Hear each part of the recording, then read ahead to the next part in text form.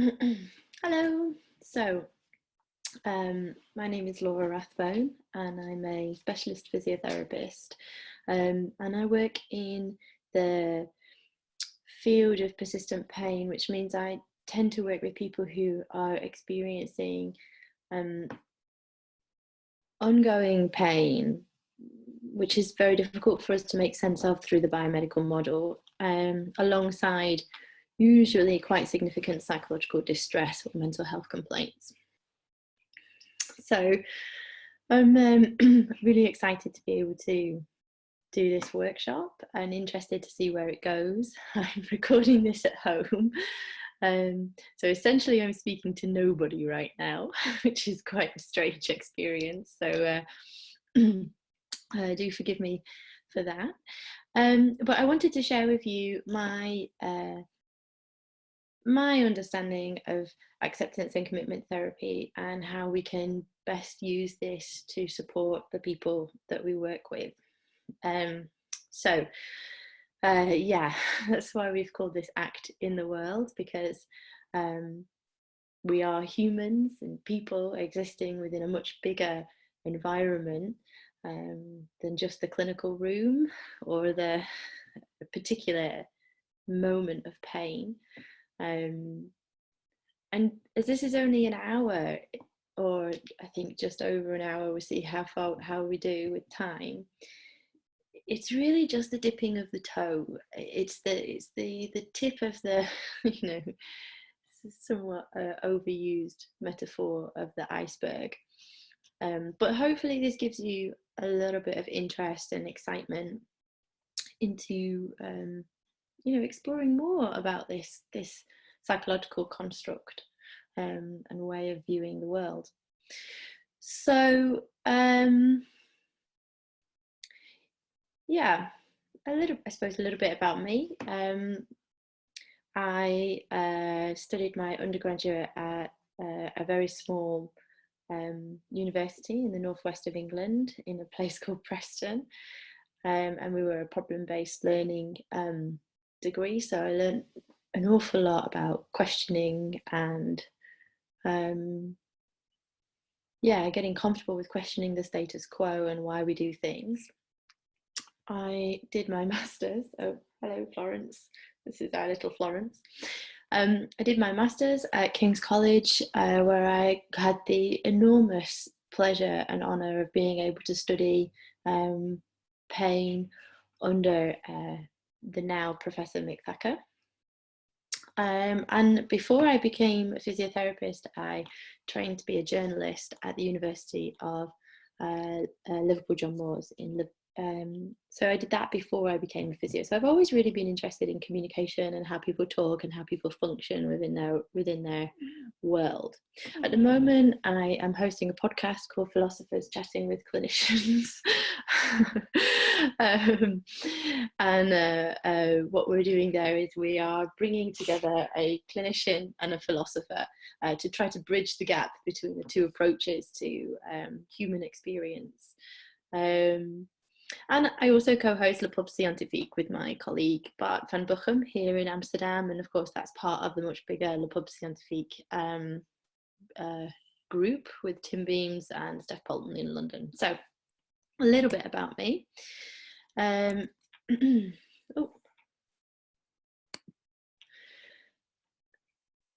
I wanted to show you some of my some of the people that have inspired me and influenced me over the years. So of course we've got Louis Gifford there up in the top left, and of course Mick Thacker. We've got Antonio Benedetti and Damasio there, who are also very influential in thinking about how we experience the phenomena of placebo, as well as the world and consciousness and philosophy of mind. And Lorimer Moseley, of course, is up there. Ted Kapchuk, and the classics, Pat Wall and Ron Melzack, probably discussing their neuromatrix model for pain on the bench there outside of MIT, and Lance McCracken down in the bottom right, which is where I got most of my training for acceptance and commitment therapy whilst working for him at the Input Pain Management Centre in London, which was a sort of a 4-week program where we worked every day with people who were experiencing quite profound pain and suffering. So let's move on. We only have a short amount of time, so what I have tried to do in this introduction is to try to give you the main concepts of acceptance and commitment therapy, the main processes, and what it is that, you know, how we label things. And then what I really want to do is to give you a kind of a feeling for what ACT might be like for you. And then to have a bit of an exploration as to what we think ACT might be doing, so that we can stimulate some conversation for the question and answer session, which will be run in a couple of weeks from now.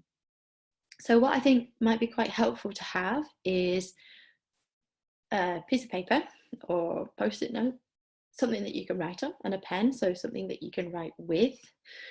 And hopefully we can get to these exercises as we move. So if you need to go and grab those things, maybe hit pause now, and then off you pop. And then when you come back, we'll carry on.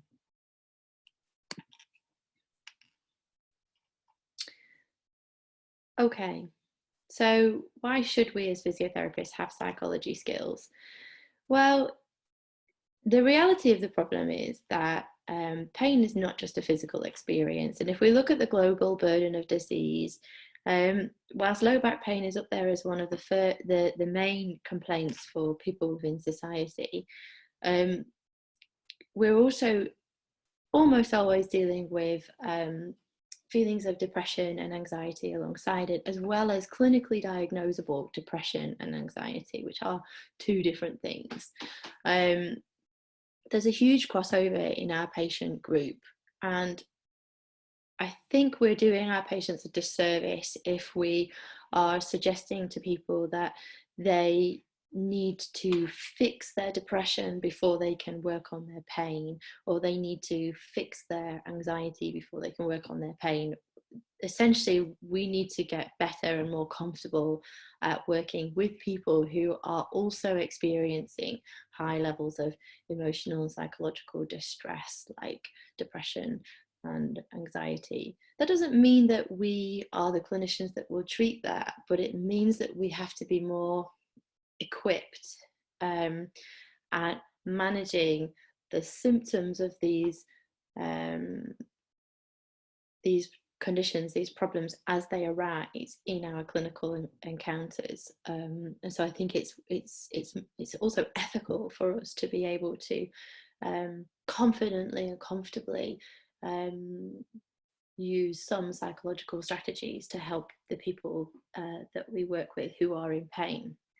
Because otherwise what happens is we end up pinging patients back and forth between services, because, you know, psychologists don't feel skilled to deal with pain, because often they feel like it's a kind of a physical experience, and likewise physiotherapists and other clinicians are as guilty of doing the same in reverse, so pinging patients over to the sort of psychological departments because they don't feel comfortable with the symptoms of depression as they arise in the moment. So I think there is a real pragmatic need for us when we work with pain to be skilled in this area. But before we move into the, as I like to call it, the easy question of pain, which we might not be able to explore that much today, I would like you to take a moment and to really think about what it means to live well. So I'm going to suggest that you pause the video here and write down on your piece of paper what you would define health as being. You know, what does it mean to you to be able to live well? So maybe press pause and have a little think about that. But essentially, I really want you to make sure you've written something down. you're going to probably find that very difficult.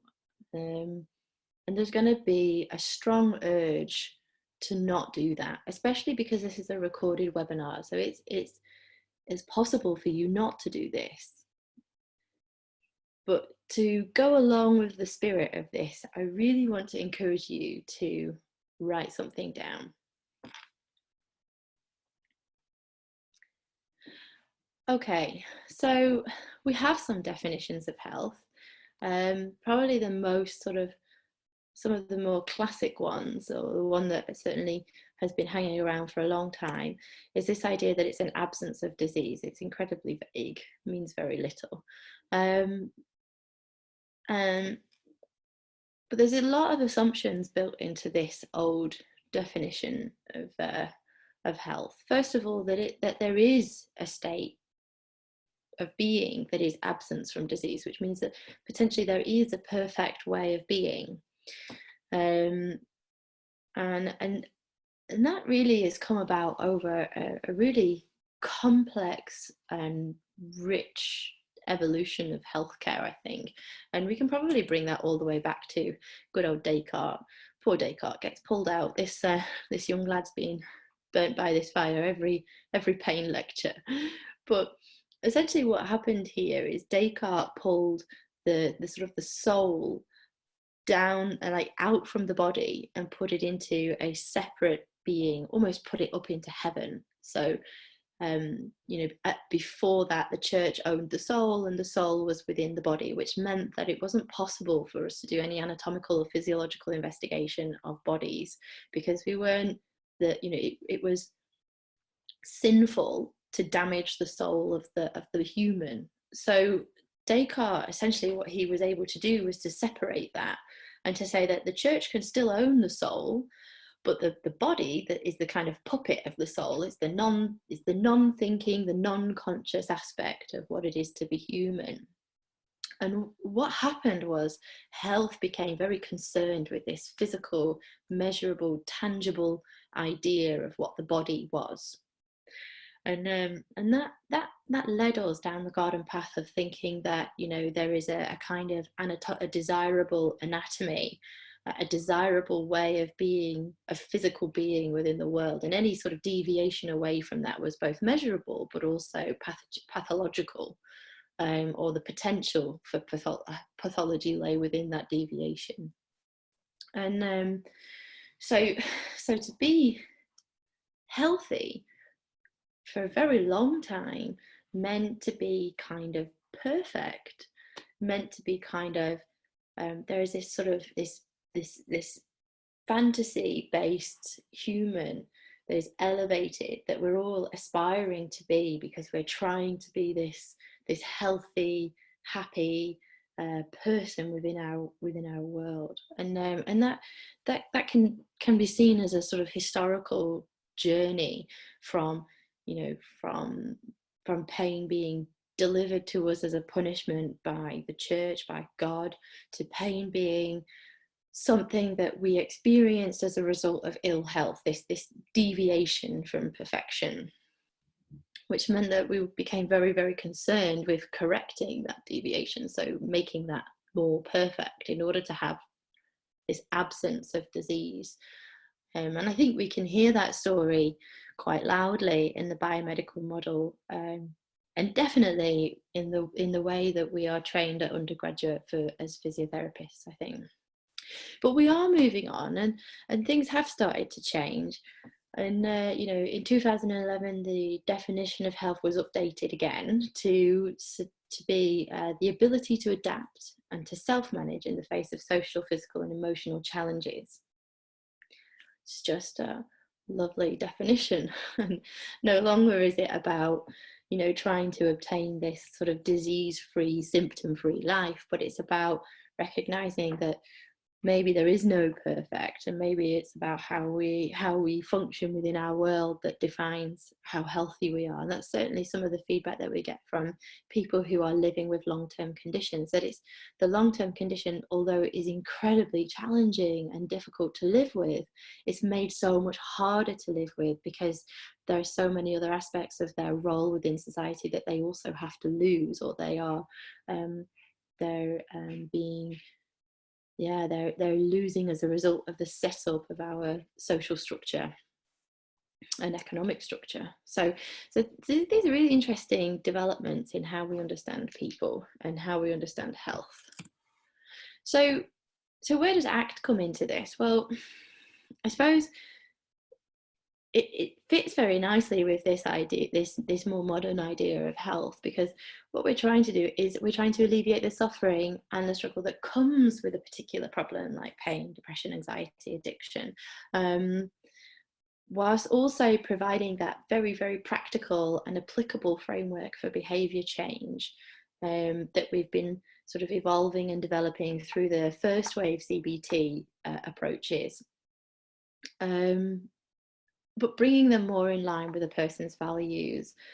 And that's really what defines a third wave approach to CBT, that it is bringing in this the idea of compassion and values-based approaches to managing the impact of a symptom as opposed to targeting the specific symptom itself. So that means that we have to make quite a big commitment to the people we work with. What we need to be comfortable with saying is that, you know, we need to be very comfortable with avoiding the judgment of a person's behaviour.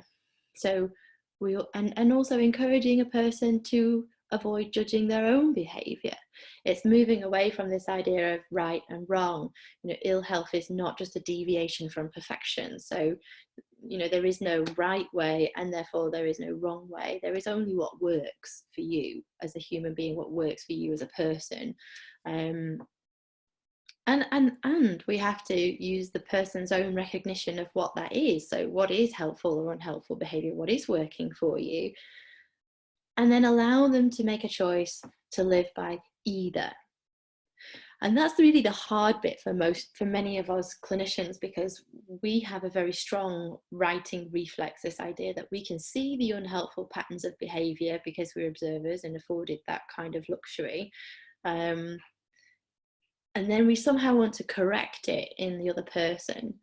And we need to make a commitment to the people we're working with to say, well, if you are an adult, you're a human, you are in control of your own behaviors and your own choices and your own decisions. And if we go through this process and you consider this and value this behavior to be part of your life, even though we're recognizing that it might be unhelpful, it's not my role to change that. That doesn't sit with me. That sits with the person who is allowed to make choices about how they live their life. So that's really tricky. So we're going to get a little bit more into that later on, but that's why when we come to look at ACT, we shouldn't really be looking at ACT as something we do to patients. It's very much something that we are a huge fundamental part of. So, you know, this old Stoic idea from Epictetus, this idea that we don't explain our philosophy, we embody it. So we don't ACT is a kind of philosophical approach to applied psychology and applied philosophy in a way. So it's not enough for us to think that we should just explain what ACT is and then teach somebody else how to do it. We have to embody it and model it. And this makes up a big part of the ACT training, the sort of extended ACT training. It's about how do we as clinicians recognize our role within it, within the therapeutic process and the therapeutic relationship, and how do we be more aware of that and be more skilled at recognizing when it's helpful and unhelpful to the process itself. So, ACT in a nutshell. There are basically two goals within ACT. We want to accept that there are unwanted private experiences and that they're present in everybody, in every human, including therapists as well as the people that we work with. And then make a committed action towards living a valued life. A valued life, can I just caveat here, as being determined by the person who is in pain or whatever the particular symptom is that they're coming through, the primary complaint is. Okay, this might not work. Oh yeah. Okay, so here I am. This obviously Christmas had not arrived in our house when I recorded this. Don't know if you can see our Christmas tree, but it's very fancy. Okay, so this is me, and essentially I'm going to try and explain ACT here. So if we think about an uncomfortable experience like pain. Okay, so what I want you to do is hold, and you can do this at home. So hold up a file to your face and hold it as close to your face so that it's the only thing that you can see. You can't see anything else around it. Okay. And as you're holding this up to your face, I want you to think about or notice perhaps how much of the room you're able to see through the file, how much of me are you able to engage with as you're doing this. And notice the quality of your experience now, having this file up in front of your face. You know, notice what's starting to happen in your experience. Notice if you've already put it down. Notice if you didn't even take it up. Right. So if you've already put it down, what you're doing there is you're relieving the discomfort of having this thing in front of your face blocking your view. Okay. It's quite hard to have an experience in the world, so it's very close to us. Okay. And that relieving mechanism is quite common. It's so fast and so profound. We don't even notice it. We immediately want to get rid of it. But I want you to just experience how hard it is to be part of this conversation whilst your file is up in front of your face. Okay, so now I want you to think about, okay, so you've got the file up in front of your face and it's a problem and you want to get rid of it. So the temptation is to push it as far away as you can. You're really going to struggle trying to push it. You're trying to see around it. You're trying to get rid. You're really desperately trying to get rid of it. And notice how that feels for you. How does it feel to be holding this out as far away from you as you can? And how you know, how what's happening in your physical body? Is that it's starting to get heavy? It's starting to get uncomfortable. Maybe you're really wanting to put it down. Your mind is probably coming in with all sorts of stories that, you know, this is a recorded webinar, you don't have to do this. Oh, I'm just going to put this down, I'm just going to relieve this. And I want you to try not to relieve it. Try to stay with it. Keep pushing it away. Okay, and now I want you to, you know, think that I was telling you perhaps an interesting story, or trying to tell you some science of pain, particularly maybe trying to teach you how to live a new life, but keep pushing this thing out, keep pushing this thing away. How easy is it for you to maybe concentrate on what I'm saying here? And how easy is it for you to get the quality of experience? So with ACT, what we're trying to do is we're just trying to bring that file into your heart. So bring it close towards you, bring it deep, really close into your heart now. Maybe, you know, drop it underneath you, really embrace that, give it a cuddle. What we're trying to do here with ACT is we're trying to say that the struggle of pushing something away can often be the problem. So with ACT, what we're trying to do is we're trying to embrace an experience, embrace a difficult experience, bring it deep within you, so that you can have the experience you can have the experience of the world alongside the uncomfortable and somewhat difficult or traditionally labelled negative experience.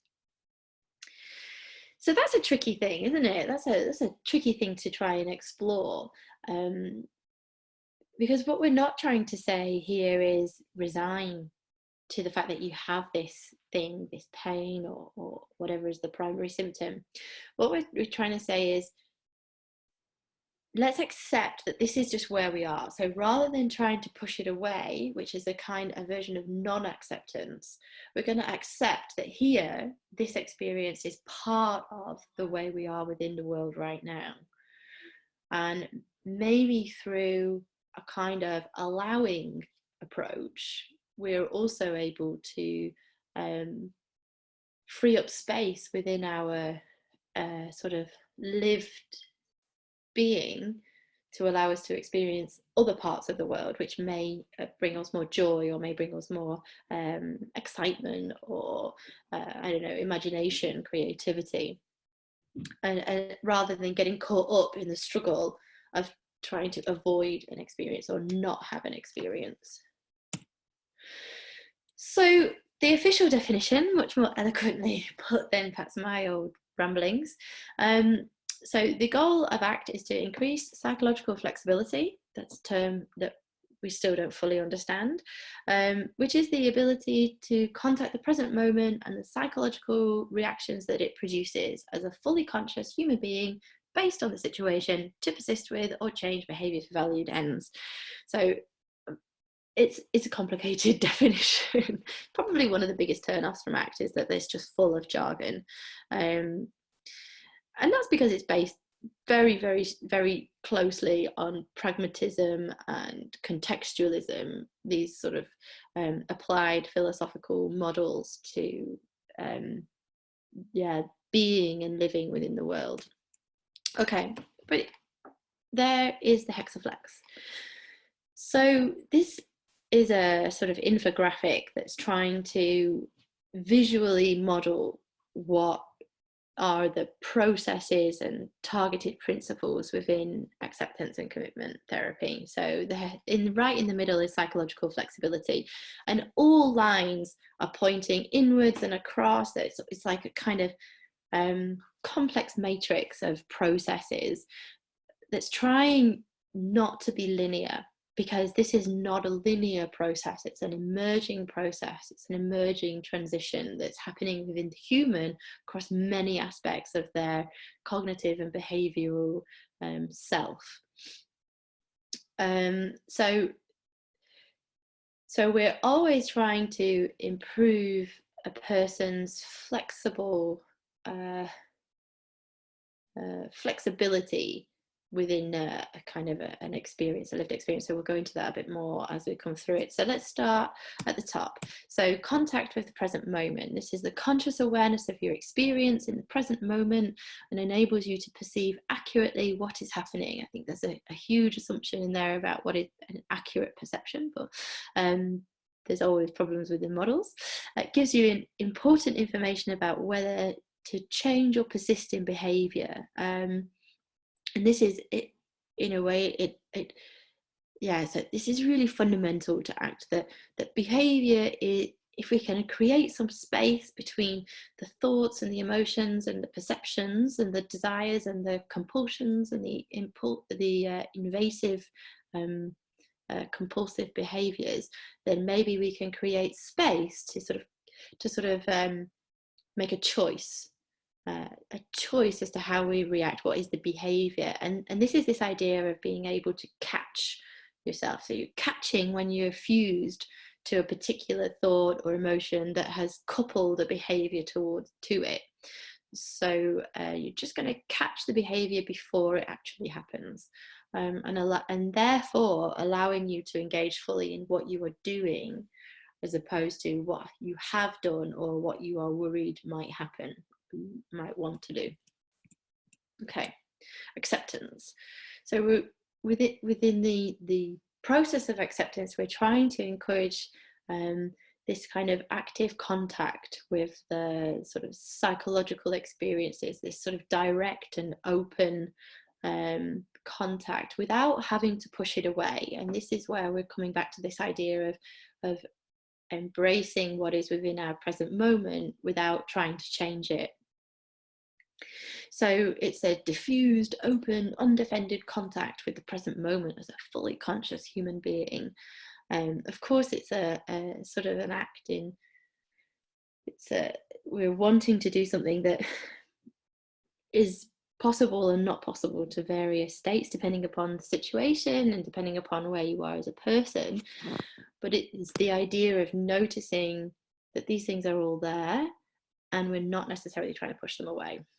So we're being open to our experience as it is, without necessarily getting caught up in the struggle of the judgments and the sort of the thoughts that might come with that. Diffusion. So this is not only being able to observe your thoughts, but it's being able to recognize that thoughts are are in themselves not necessarily fact. So because you've thought it doesn't make it the truth. It's just the truth as it is in your experience right now. So and that those thoughts and emotions and memories and worries can be very, very strongly coupled with a behavior, but that we are able to separate those. And so it's this idea that rather than being that we are able to sort of think of ourselves as being able to act outside of our thoughts and urges. So we're being able to find space. This is the strongest metaphor, I think, within ACT, is this idea of finding space, holding space, sitting in the moment between having the thought and having and doing the action that's often coupled. So it's often thought of as this idea, okay, so within the first person, I am having the thought that I want to run away, and then the action might be coupled with that very, very, very strongly.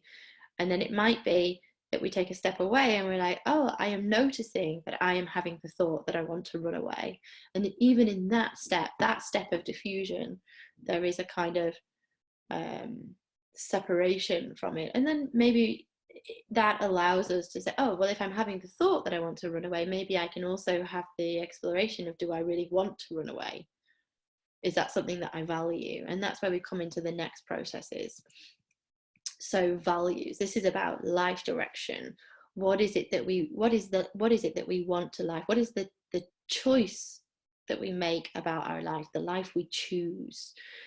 So I am having the thought that I want to run away. I am noticing I'm having the thought that I want to run away.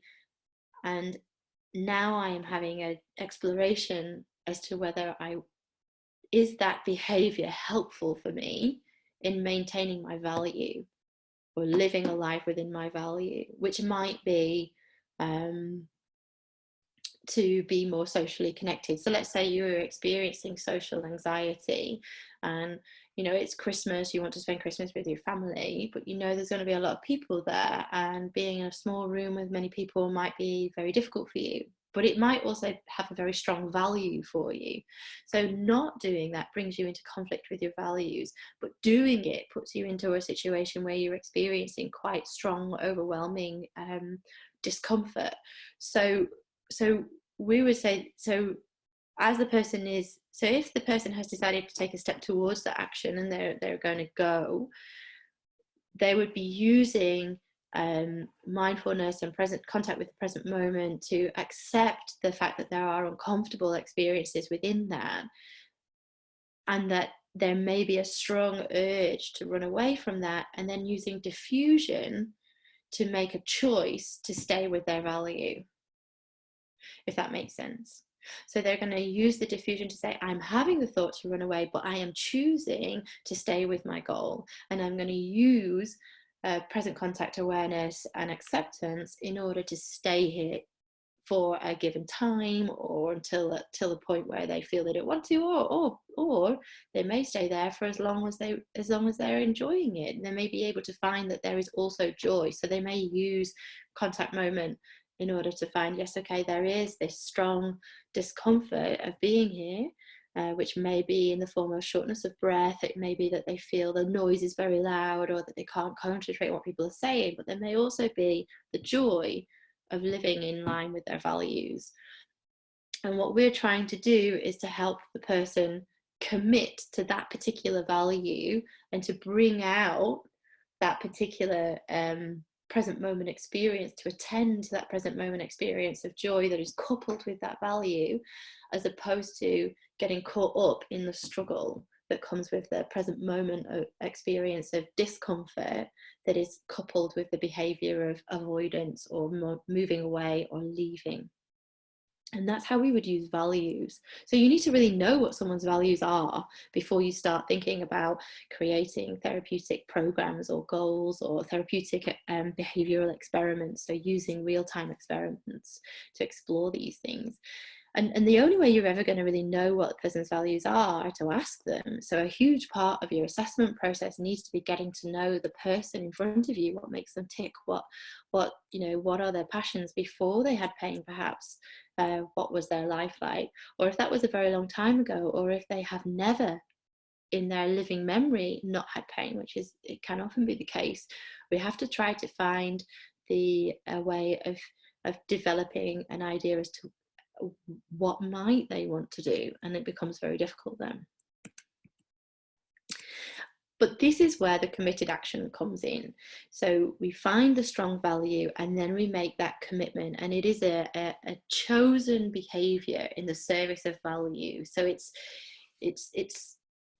this is the skill bit. This is the thing that we're trying to build up as well within people, is this okay, I'm now going to commit to my choice. I'm going to make an action-based decision that is in line with the values that we have talked about, and we're going to use all of the skills within the rest of the Hexaflex in order to do that.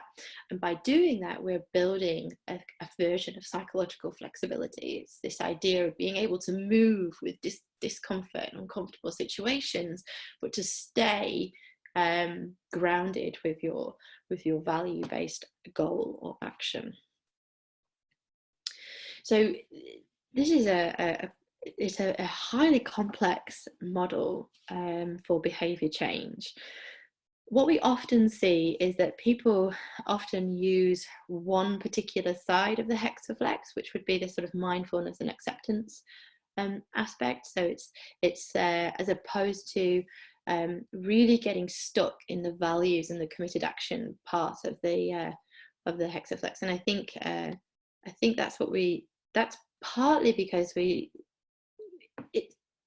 they're the more pragmatic sides of it. It's the more sort of you can dive right into those things quite quickly, whereas getting to learn a person in front of you requires time and helping to support them through making like these sort of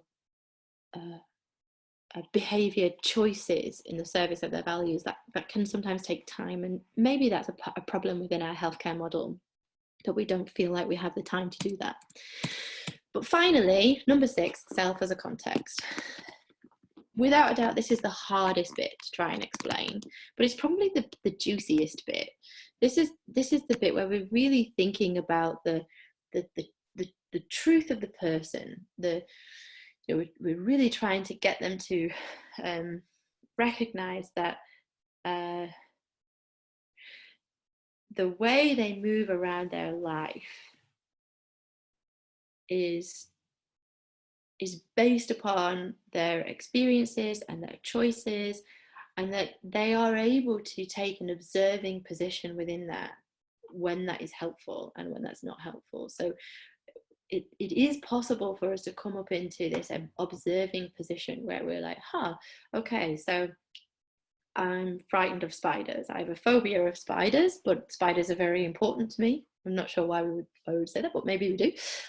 Maybe it's really valid. Maybe you want to move to Australia or something, and you realize that spiders are venomous or something, and you need to learn about them, but you've been so phobic of spiders that you haven't even been able to learn about them, and you're not able to embrace them, so you're not able to move to this part of the world. I'm not sure, I'm just thinking off the top of my head. So it might be that in order to live with that goal, that action, we have to take this observing self. So when I am phobic of spiders, this is what happens. So I make the decision to avoid all things to do with it, and oh, look how I'm doing that. Maybe if I don't avoid it, maybe I can move towards it. And it's trying to see your behavior and your thoughts and the whole sort of spectrum and richness of your cognitive and behavioral experience of the world, to try and see that as something that you can watch. And if you can take a step back and watch it, then maybe we can problem solve more helpful strategies for managing it. So easy peasy, right? But it's a very difficult one for us to measure. It's the thing that we think acceptance and commitment therapy, I think because we don't measure it, it's probably the thing that is the most important, but it's that we don't have a full understanding or awareness of what's going on. There's something within that our language doesn't quite cover. So yeah, so this is the hexaflex, and it has been called sort of hexaflex dancing when you're developing a session or a clinical interaction, that you're sort of dancing around these processes with the person you're working with, or your patient, your client, in order to in service of trying to move towards a more psychologically flexible place. So allowing them to decide or to choose a particular behavior, not a particular emotion or thought, because they're probably going to come anyway, or a symptom because they're probably going to come anyway. But this is about really being flexible within that experience in service of a valued action or a valued goal, or a life that you choose. Okay. So often what gets used is this metaphor of passengers on a bus. It's the idea that thoughts, feelings, experiences show up for us, and can create a sort of a very loud experience of discomfort. So if we imagine that we're the bus driver on this particular bus, and every single person wants to get off at a different place, but you have a designated stop. So as you're moving along, it might be that lots of these passengers start shouting for you to change your course, or to stop, or to do something different. And I suppose your job as the bus driver, and what we're saying here is our job as the driver of our bus trying to reach our destination, is to choose which passengers we listen to, as opposed to getting caught up in listening to all of them. And it may be that in the situation of the bus driver, they need to get to their designated stop, and so actually the best idea is for them to recognize that all those passengers are there, because they're part of the experience, but yet to take steps to keep going to their designated stop. Because if you keep stopping, you're never going to make it to where you want to go. So often when we're using acceptance and commitment therapy, we might talk about these things as passengers jumping on board. So pain might be a passenger, fear might be a passenger, worry might be a passenger, but also there might be a passenger of joy, or there might be a passenger of excitement, or passion, or contentment, or something might be thrilling. But it may well be that they are less attended to by us than the other passengers. So essentially it's about sort of being aware of these experiences that jump on board, and then being able to navigate our way to our final destination. Should we choose to? Should we continue to choose to? And that's where we really need to make sure we're working towards a valued end that is powerful enough to the person that it's going to keep them moving forwards. They're going to keep wanting to sort of move towards that goal. So the key points, often what we're dealing with is this idea of cognitive fusion. So it's this fused behavior and thoughts and emotions, where there's no space between the doing of the behavior and the having the thought. So I'm having the thought that I want to run away, or I want to stop, and then I'm doing the behavior of stopping, and there's no wiggle room within that. And then there is this, the next problem is this idea of experiential avoidance. So we are avoiding difficult stuff. So we're pushing difficult stuff away from us all the time, and getting, and the energy and the sort of focus of, and the struggle of pushing things away means that we're not doing the things that are important to us. We can be incredibly fused to past and future experiences. So the idea that when things have gone wrong before, that means that they're always going to go wrong. And so we will fuse to that passenger, for example. Or we might be very caught up in what could happen, what might happen in it, either what might happen with if we do this particular action, or what might be the result of doing that action. And then we can get very, and that might also lead to this sort of experiential avoidance, this avoiding doing valued action. There's this idea also, another problem within that we try to focus on with ACT is this idea of a fixed self. So I am an angry person, as opposed to I am a person that can be angry. And it may work, so we start to intertwine and weave our identity into things that we experience often, and that might be experiences like emotions, or it might be experiences like pain. So I am an angry person, or I am a person in pain, may start to become a huge part of our conceptualized self. And what we're wanting to do is perhaps start to shift this as saying, well, yes, you are a person who has context and content, but those things do not define you, and they're not fixed. So we're trying to dip the toe into being a sort of experimental with the concept of the self as well. Then there's this conflict between what we're doing and what we want to do, this conflict between our actual behavior and our value. So living outside of our values, outside of our goals, can bring us incredible distress. And then if we try to avoid the distress, we're getting even further away from the actual action that we want to do, the valued goal, the valued work that we want to do. And that can lead to this, sometimes lead to this thing called behavioral disactivation. So no action, which is in itself an unhelpful action. So the strategies that we're trying to work on is the idea that control is the struggle. So trying to control something, control your pain, control your thoughts, control your anxiety, creates a bigger struggle. So because not only are you having the symptom, but you're then having the problem of trying to control the symptom. Another strategy that we're trying to weave into our sessions is that willingness is an alternative. Being willing to change, being willing to do something else is an alternative to this idea of control. There's a strategy around creative hopelessness as opposed to learned hopelessness. This is something that people often misunderstand ACT to mean resignation versus acceptance. So resignation is very much around this idea of learned hopelessness. There's nothing I can do about it. Nothing I do changes things. There is nowhere to go from that. That's very unworkable.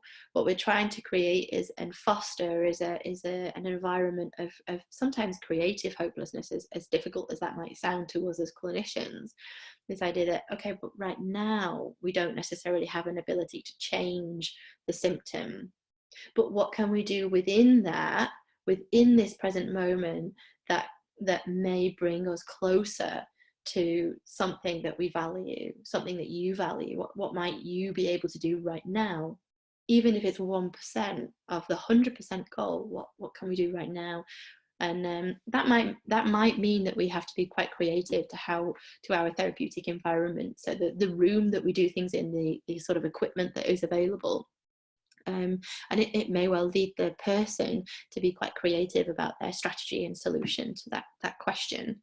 The next one, the values lead to action. So it's this idea that our values pull us towards action. So we have to find a value strong enough, that has a strong enough pull, that will bring us towards action. If we're working on something that's important and meaningful, the action should flow from it.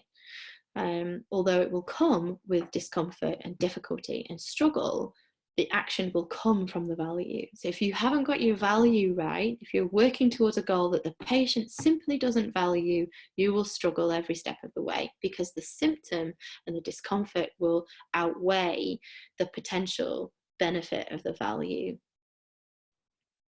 And then this other idea of the observing self. So using your mindfulness and your diffusion strategies to try to allow the person to create space between having the thought and the emotion and the symptom and the sensation and the behavior and action that might be very strongly coupled with it.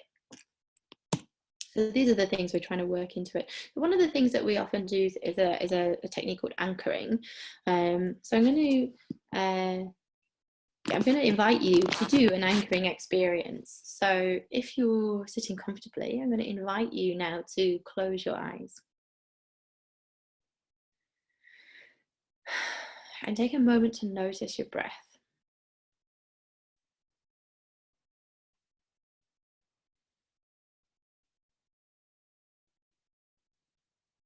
There's not really any need to change your breath, although the urge might be there. That's okay. That's what we do as humans. But in this moment, I'm going to give you permission to allow your breath to simply be what it is.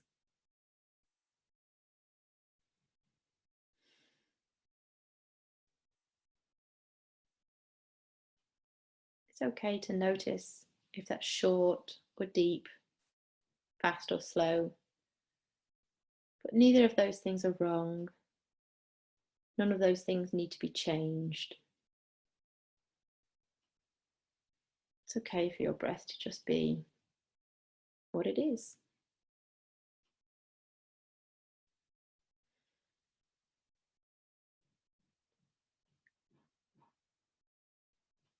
You may well notice that there are thoughts coming in, stories coming in about what you have to do later, what you were trying to remember, judgments about what we've just talked about. That's okay, that's what our minds do. They're always thinking, always bringing up experiences. But right here, right now, all you need to focus on is your breath. All you need to do is breathe.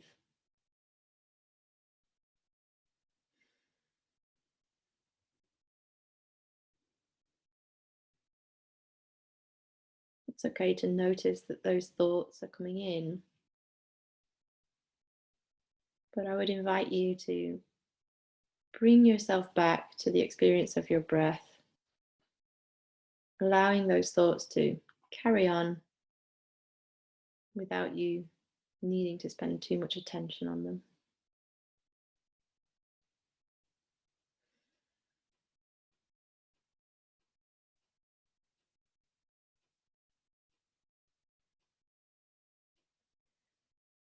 Perhaps noticing that in this present moment,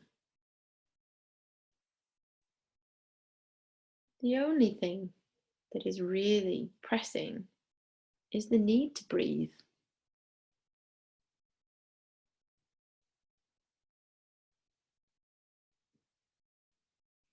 The rest of the world will just carry on.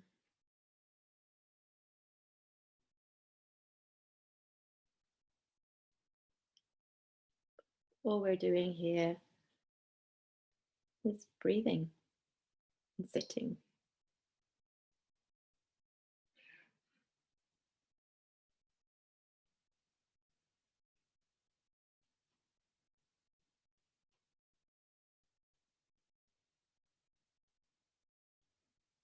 And you may notice that there are other things present here. You may notice that there is the sensation of the chair, the feeling of being sat in a room, the noises around you.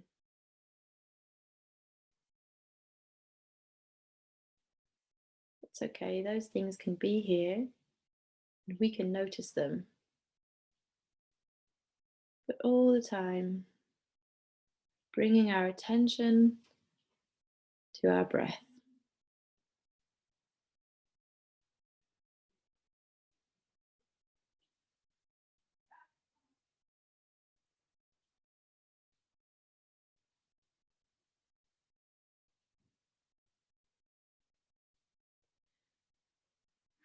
And when you're ready, opening your eyes. This is an exercise called anchoring. That was the breath anchor.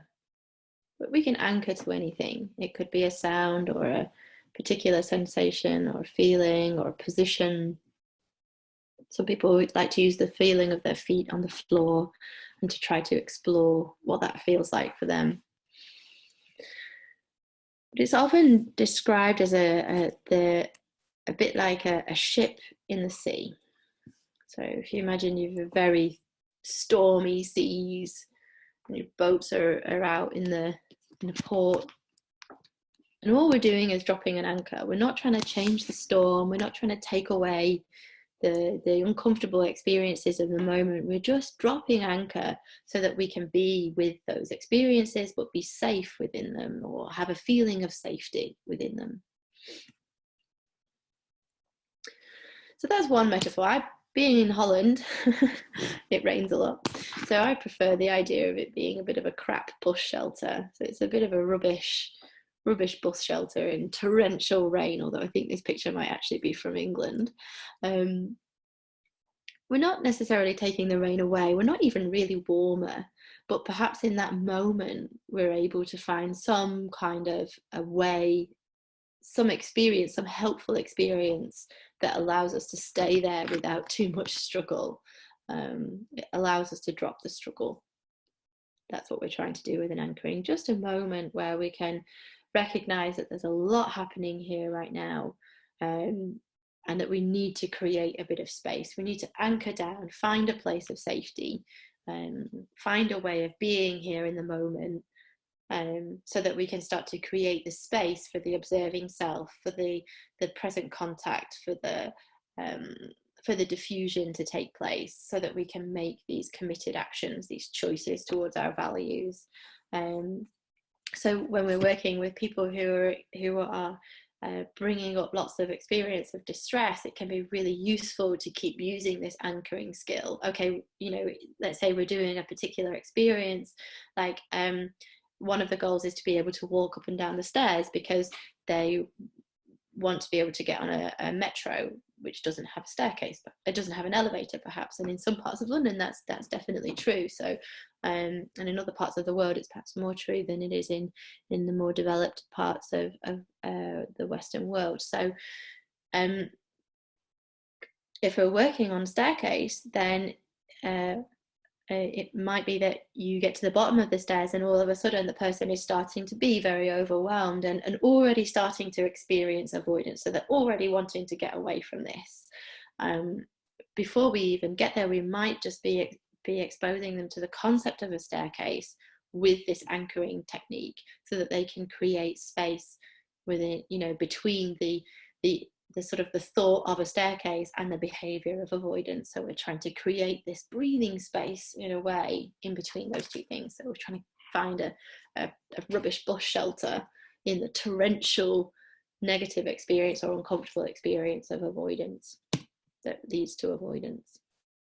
So this is really where mindfulness has emerged as a real growing process within acceptance and commitment therapy. And obviously there are third wave CBT approaches that are specifically focused around mindfulness-based approaches. But with ACT, we're using mindfulness as a form, as a technique. And the sort of official definition is that it's a diffused, accepting, open contact with the present moment and private events as it contains as a conscious human being, experientially distinct from the content being noticed. So what that means is that the present moment and the private events are essentially two different things, and between them there is space.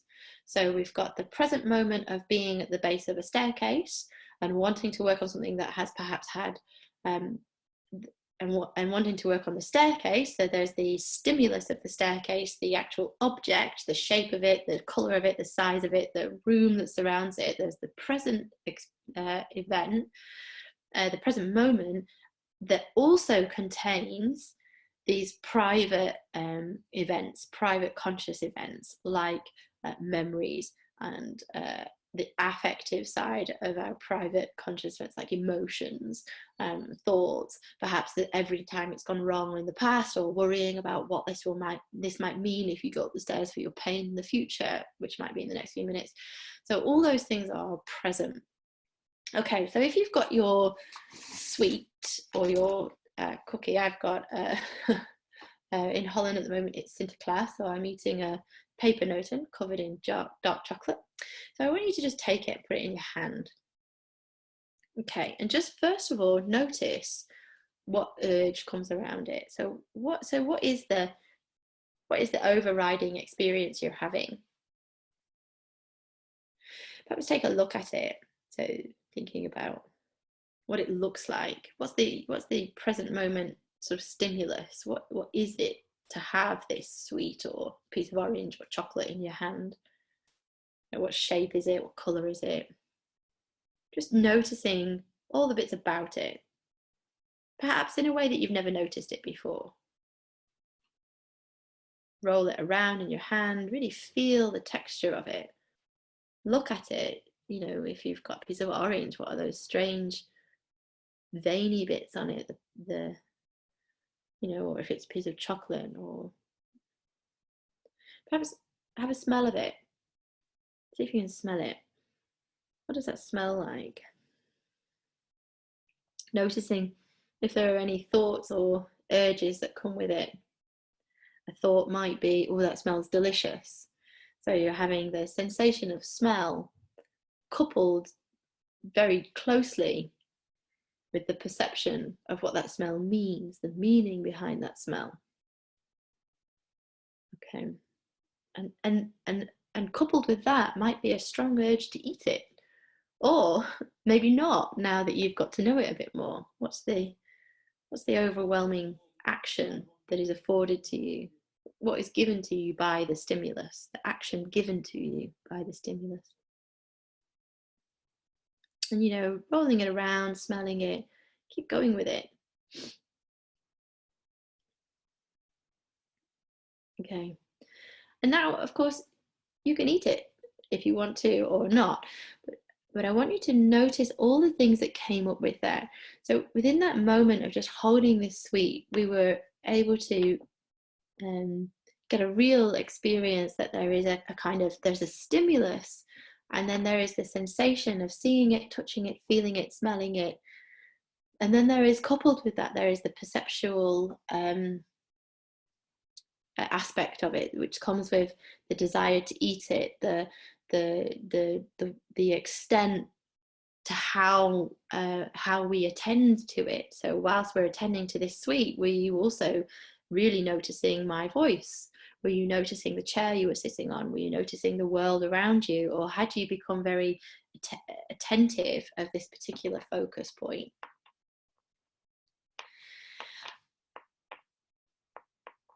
And also perhaps noticing that by embracing it, by looking at it, maybe the urge to eat it somehow changed. Maybe it became more so, but yet you still didn't do it. So you were having an increase in a sort of a symptom, the symptom of hunger, the symptom of wanting to eat it, the desire, that sort of experience, but then not doing it, in which case you were recognizing that your action and your private emotions and thoughts and compulsions are separate to your actions.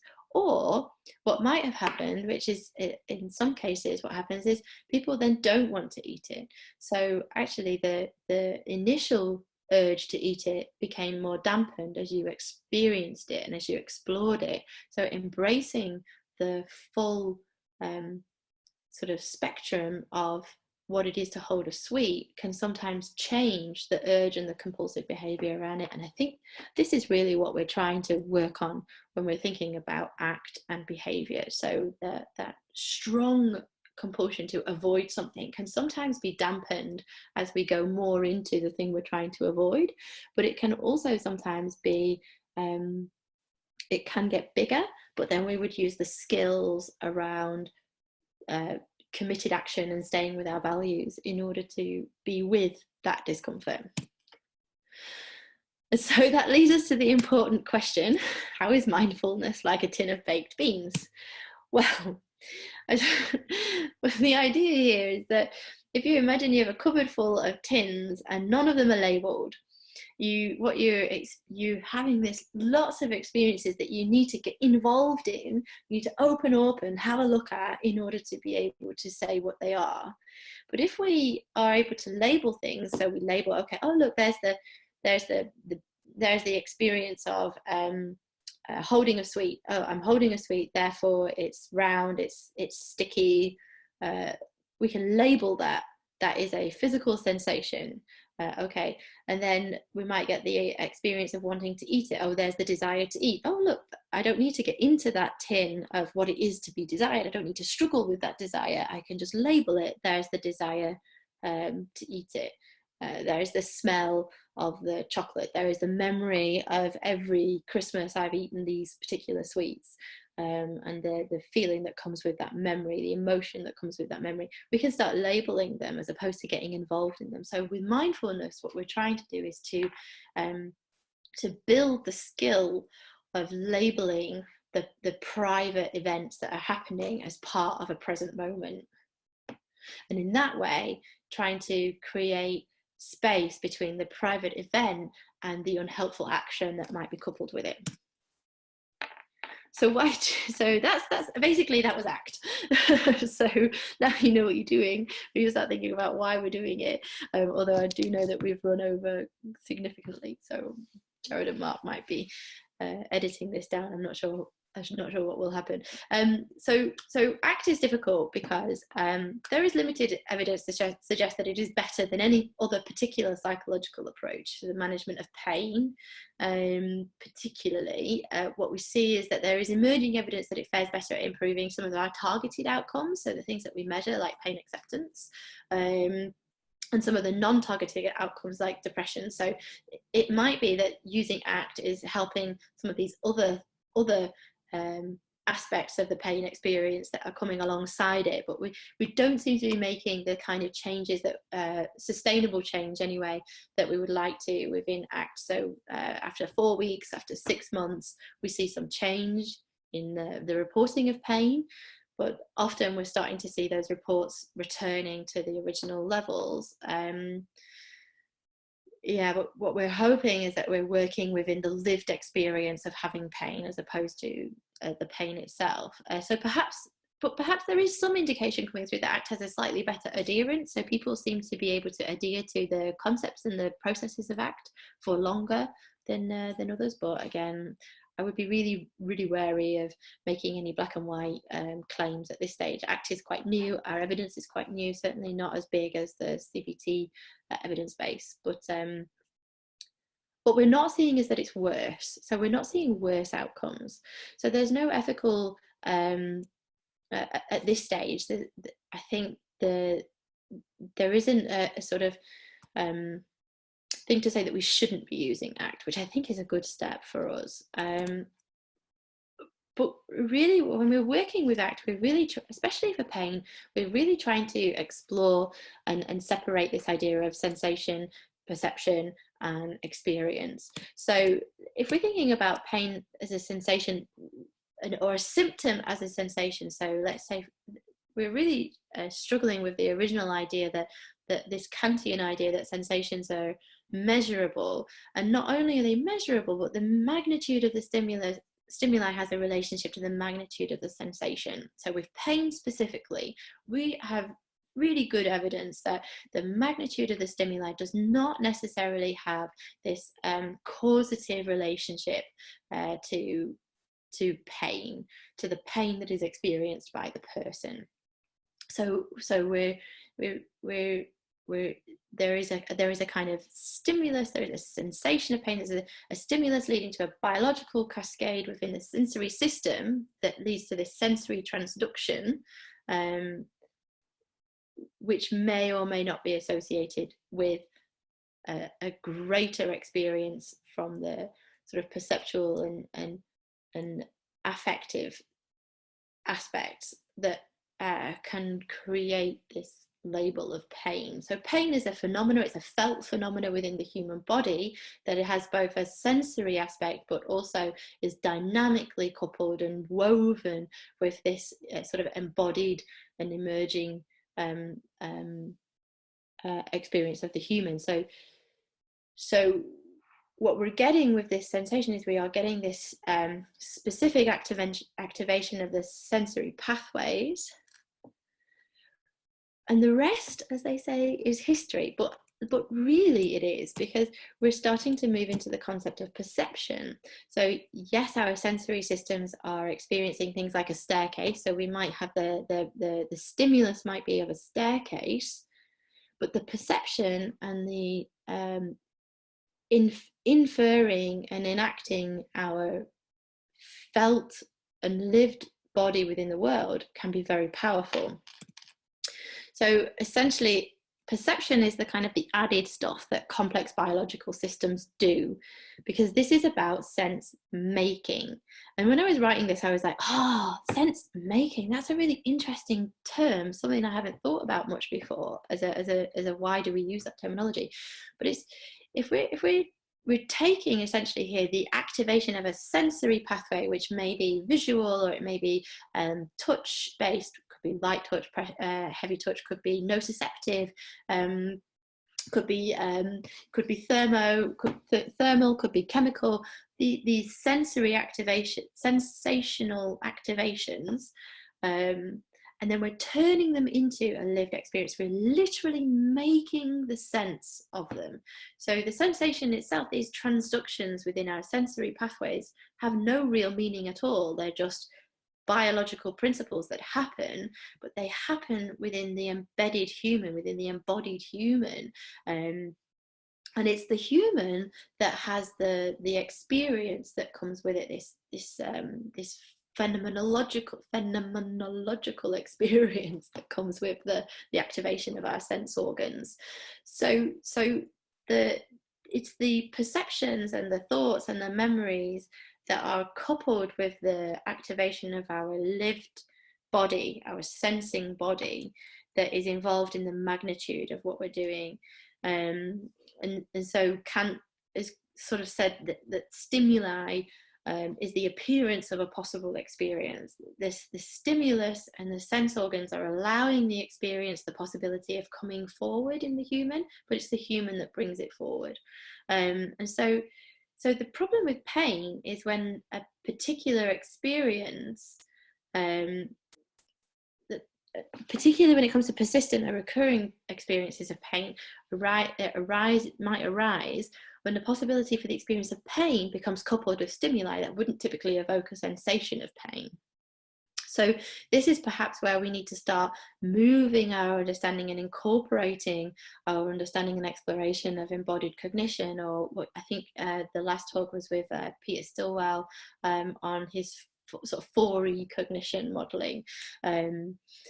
So it's this idea that we're dealing with change. We are dealing with an adaptive and evolving lived body that has sensory apparatus that is reacting to stimuli within the world around them, but that the meaning of that and the human experience of those lived stimuli is very much coupled with their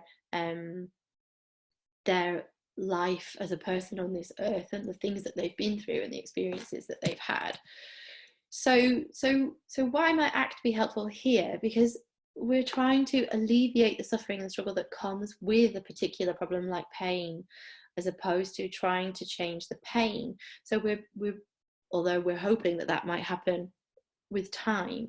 So we're building on this 4E model, this idea that we're working with embodied, embedded, and active and extended humans. And to borrow from my friend Julian Kiverstein, we would also add ecological, because we're within a world that makes sense to us, and that our sensory systems and our perceptions and the objects in our world all around us are dynamically coupled at bringing forward our experience. So ACT is specifically trying to work on that relationship rather than the emerging experience itself. So, you know, I called this talk Dipping a Toe because you are, you know, I'm hoping that you have had this opportunity to dip your toe into ACT, but what we're also trying to do with our patients is to help them dip their toe into their experiences around us, around them, sorry, so that we can start working on the sort of the interactions of how their sensory systems feed into their perceptual systems, and how that might be bringing forward an experience of pain or suffering or struggle. And so in order to do that, we're going to have to take steps towards discomfort, towards the things we're avoiding, because it's in the stuff that we're avoiding that all of our behavior change needs to happen.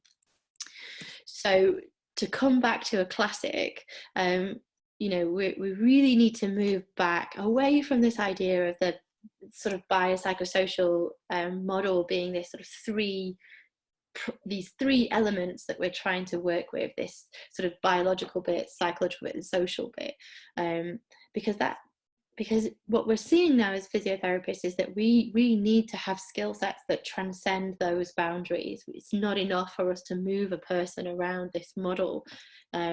We have to fully embody the biopsychosocial model in a way, and recognize that we are working with a patient that is part of a hierarchy of systems that are meaningful to them. So if we look at the old model by Engel, which is by far the best, but it's a bit more complicated, you know, all of the arrows are moving between each other.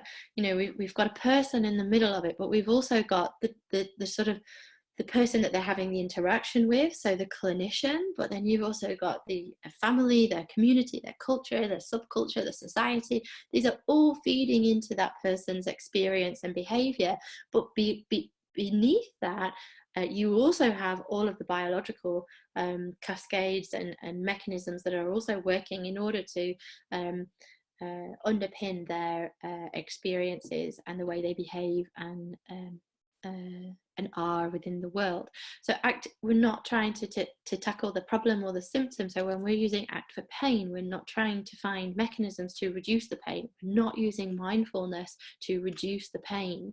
We're not using it as a relaxation tool. We're not using present moment awareness to reduce the pain. We're not creating goals for healthy actions to reduce the pain. We're working on the sort of the systems of hierarchy that may be affected by the pain, that may be feeding this unhelpful relationship, this unhelpful behaviors that are part of the suffering that comes with pain. And in that way, we are looking at how the person is existing in the world. We're dealing with the being bit of humanity. And so we need to take a humanistic approach that is all encompassing in order to do that. And for me, acceptance and commitment therapy is one way that we might do that. So ACT is uncomfortable for both the therapist and the person with whom we are working, because we're dealing with life experience of that person, which emerges through their interaction with their world. Therefore, we have to be able to manage our own discomfort in order to stay with that person as they walk the path through their own uncertainty. And that is the end of my talk. So thank you very much for staying with me. It's fast and we've covered a lot, and I'm really looking forward to the questions that you might come up with and the session that we will do in a couple of weeks.